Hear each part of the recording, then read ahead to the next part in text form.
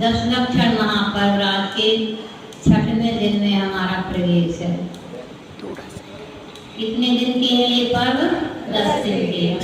10 के 2 हिस्से करो, 5 और 5 10, तो 5 तो निकल गए, चढ़ने के थे वो निकल गए चढ़ते हुए।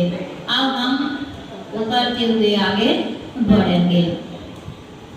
अभी तक हमने 4 कषायों के अभाव को समझा था और झूठ नहीं बोलने को समझा था। मैंने निषेधात्मक प्रवचन चल रहा था कि हमें क्या नहीं करना, क्या हानिकारक है। आज हमें विधेयात्मक प्रवचन सुनना है कि हमें क्या करना है। तो मोक्ष मार्ग का जो कारण है, जो मोक्ष मार्ग को दिखलाता है, वह है उत्तम संयम, क्षमा, मार्दव, आर्जव, शौच, सत्य। तभी आपके अंदर काम करेंगे जब संयम आपके पास में होगा।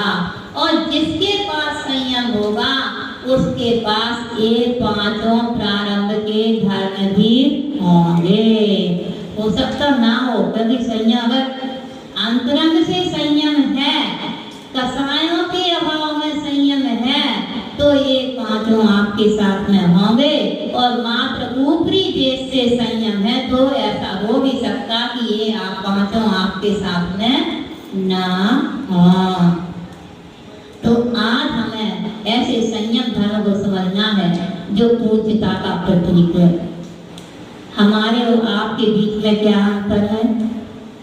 क्या अंतर है हमारे और आपके बीच में? है संयम का ही तो अंतर है कि जिस संयम ने आज तुम लोगों से बंदामी करवाया, किसने करवाया? हमने करवाया क्या?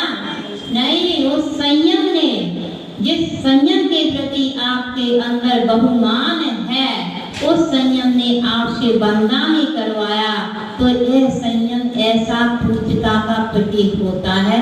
तो वो संयम तो आज हम लोगों को समझना है। जैसे हमने आपसे 2 दिन बहुत बात की थी, क्या कहा था? बाजार का नहीं खाना कहा था ना, लेकिन असर ही नहीं होता। ये इंद्रियों की लोलुपता है ना, ये कुछ नहीं करने देती संयम नियम धर्म को। तो संयम का अर्थ है सम, माने सम्यक प्रकार से, यम माने दबा देना। हमारे अंदर जो आकुलता व्याकुलता उत्पन्न करने वाले परिणाम हैं, उन परिणामों को सम्यक माने अच्छी तरह से दबा देना, तो संयम कहलाता है। कषाय उत्पन्न हो रही है, उन कषाय को रोक देना। गुस्सा तो सबको आता है, एक बिना पढ़े को भी आता है, एक पढ़े लिखे को भी गुस्सा आता है। गुस्सा कभी श्रावक को भी आता है, प्रतिमाधारी को भी आता है और साधु को भी आता है, सबको आता गुस्सा। लेकिन गुस्से की क्वालिटी में अंतर होता है, तरीके में अंतर होता है। तो जब गुस्सा आता है, उस गुस्से को अपने विवेक के द्वारा, ज्ञान के द्वारा शम कर देना, रोक देना, उसे कहते हैं संयम। हमारी जो इंद्रिय रूपी घोड़े हैं, इनकी लगाम को अपने बस में कर देना, इन भागते हुए इंद्रिय घोड़ों को रोक देना, वह होता है संयम। अपने मन को बस में कर लेना, वह होता है संयम। और यह संयम किसी भी प्रकार से हो सकता है। छोटे छोटे नियम के रूप में भी संयम होता है। यद्यपि आजकल 10 दिन के लिए आप सभी लोग संयमी हो कि नहीं? हैं?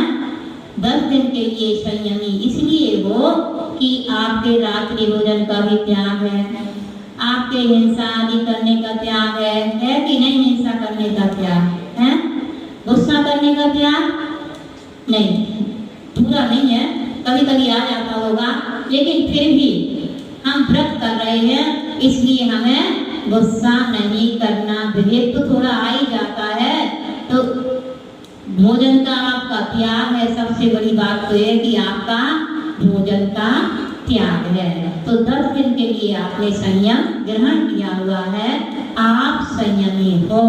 लेवर ये बताओ कितने दिन के से 10 दिन के लिए? अगर 10 लक्षण पर 11 दिन के हो तो 11 दिन को, 12 दिन की हो तो, और 15 दिन की हो तो, 1 महीने की हो तो, और नहीं हो तो नहीं हो तो नहीं। हाँ, माने पर्व के लिए संयम है, तुम्हारा अपने लिए नहीं है। किसके लिए संयम? पर्व के लिए है, अपनी आत्मा के कल्याण के लिए नहीं है। आत्मा को सुखी बनाने के लिए संयम नहीं है।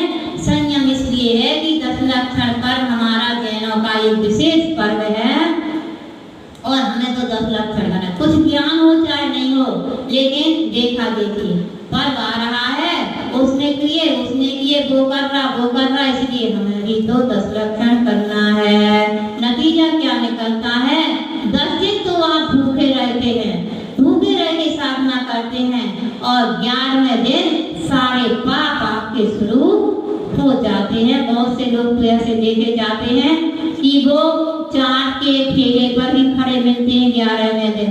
10 दिन मुंह को बांध करके रखते हैं कि हमें कुछ नहीं खाना है, और 11वें दिन जैसे ही छुट्टी मिलती है तो भाग के बाजार की मिठाई खाते हैं।